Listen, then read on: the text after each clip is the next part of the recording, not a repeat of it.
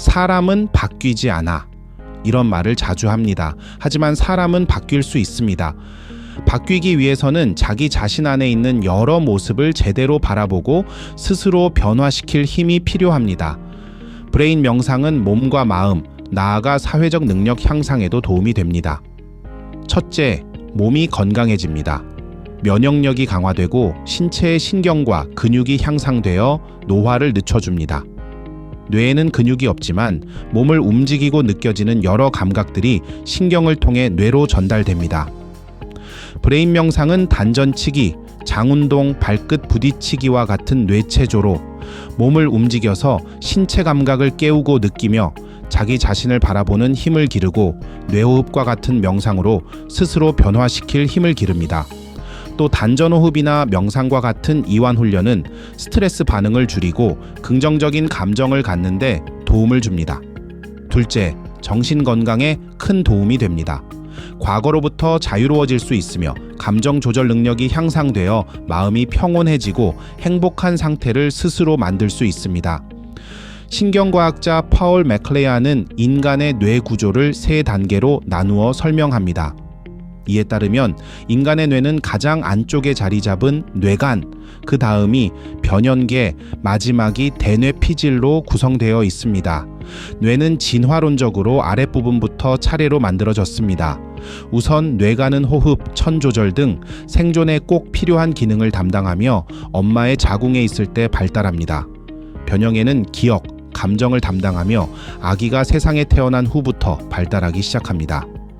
변형계에서 감정 조절의 가장 핵심적인 기관은 해마와 편도체를 들 수 있습니다.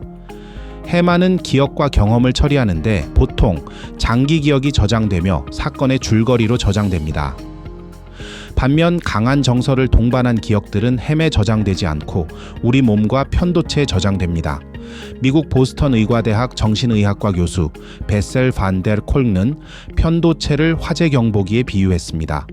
불이나 연기와 같은 위험을 감지했을 때 화재 경보기가 알람을 울리듯 편도체는 감각을 통해 들어오는 정보 중 생존에 위협이 되거나 위험한 것이 있는지를 감지하고 이를 몸과 뇌에 신호를 보내 대처하는 역할을 합니다.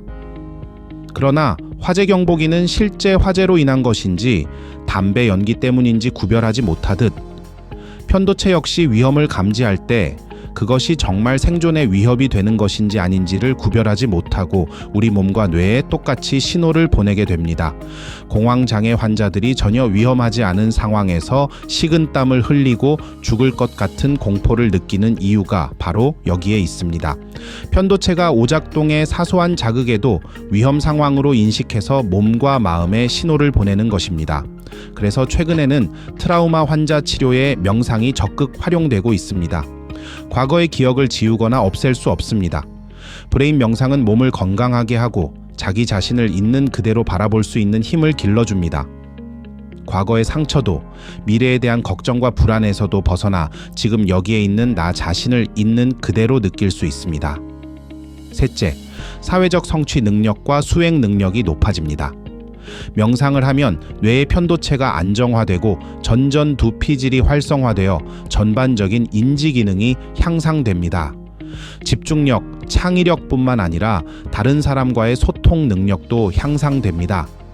명상은 어떤 특별한 기술을 습득하거나 신비로운 깨달음을 얻기 위해 하는 것이 아닙니다. 몸과 마음을 건강하고 나아가 내 주변의 가족, 친구들과 좋은 관계를 유지하기 위해서입니다. 우리는 너무나도 많은 정보에 둘러싸여 있습니다. 무심코 켠 스마트폰에 알고리즘이 제공하는 컨텐츠를 보며 정보의 사실 여부와 상관없이 그대로 내 뇌 속에 입력됩니다. 스스로 선택한 적도 원한 적도 없는 정보들이죠. 즘처럼 디지털 시대에는 마음 근육을 키우는 명상이 꼭 필요합니다.